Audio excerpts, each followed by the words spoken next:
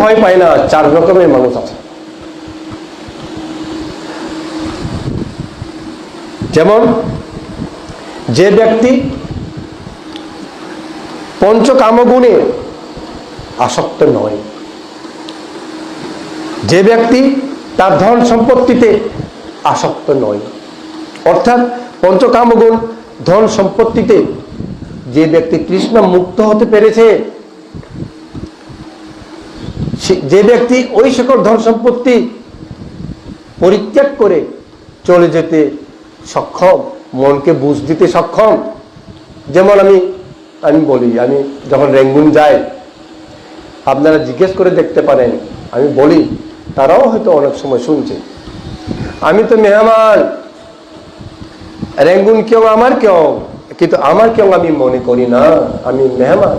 প্রলঙা বেড়ারে মনো নাড়ো, মনে আছে তো, আমি মেহমান, আমি বেড়াই যাচ্ছি যে, তাই আমি রেঙ্গুন কেউর উপর কোনো তৃষ্ণা রাখি না।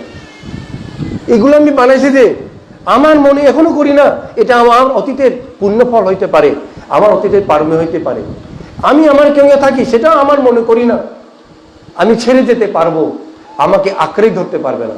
তাই মৃত্যু ভয় আমাদের, এইরকম যারা তৃষ্ণা ক্ষয় না করুক, অন্তত ছেড়ে যেতে পারবে এই সকল পঞ্চকামগুণ, তারা মৃত্যু ভয় পায় না।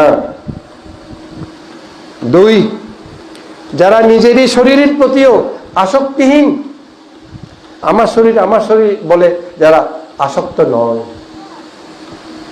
তারাও মৃত্যু ভয়হীন।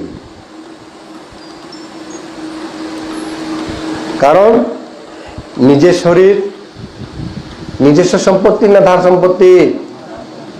ধার সম্পত্তি জানে তো, তাই বুঝে যে আমি এটাতে আসক্ত কেন হব, এখন প্রাণবায়ু বের হয়ে গেলে মাটির নিচেই হবে আমার এই শরীরের জায়গা, পোকা খেয়ে আমি মাটির সার হয়ে যাব, গাছপালার জন্য সার হবে। আসলে ভাবলে কেমন লাগে, ভাবুন না একটু, এগুলো একটু ভাবুন না। আমি যে চেহারা প্রত্যেকদিন আয়নাতে এরকম দেখি, এই শরীর দেখি, এক্ষুনি প্রাণবায়ু বের হয়ে গেলে কোনো মূল্যই থাকবে না, মাটির নিচে। এইভাবে যারা অন্তরকে বুঝ দিতে জানে, এই শরীরকে ত্যাগ করতে তারা ভয় পায় না, মৃত্যুহীন হয় তারা। 3টা, যারা সর্বদা দানশীল ভাবনা করে পুণ্য সঞ্চয় করেছে, তাদের মধ্যে একটা আনন্দ থাকে, আমি অনেক পুণ্য করেছি, মরলে অন্তত নরকে যাব না, এই আনন্দে মৃত্যু ভয় পায় না। 4,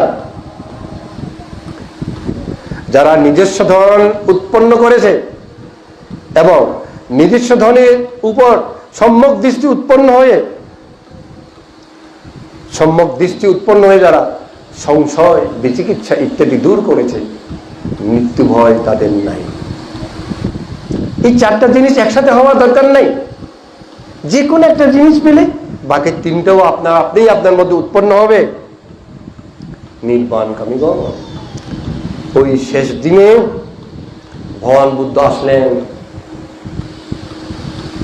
6 দিন ধরে ধর্ম শ্রবণ করেছে যে ওই ব্যবসায়ী, বলুন তো আগের মতো তার মন থাকবে?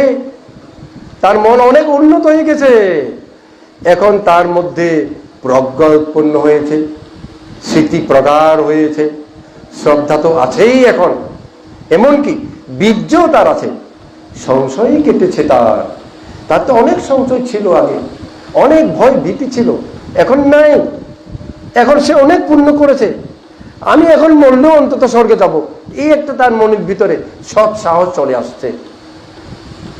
ভগবান বুদ্ধ আজকের এই শেষ দিন, 7ম দিন, ভগবান তাকে তার উপযুক্ত ধর্ম দেশনা দেওয়ার পরে চতুরার্য সত্য দেশনা করলেন।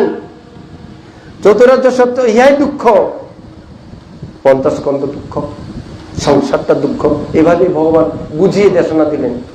ইহাই দুঃখের কারণ কোনটা? তৃষ্ণা।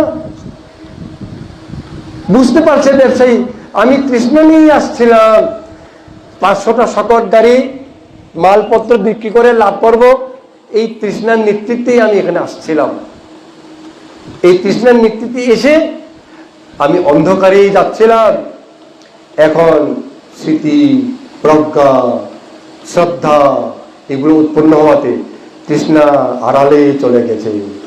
ভগবানের দেশনা শুনতে শুনতে নিজের শরীরকে পর্যবেক্ষণ করতে লাগলো বিদর্শন জ্ঞান দিয়া। ভগবান বুদ্ধের ধর্ম শেষ হওয়ার সাথে সাথে ব্যবসায়ী শ্রোতাপত্তি মার্গফলে প্রতিষ্ঠিত হয়ে যান।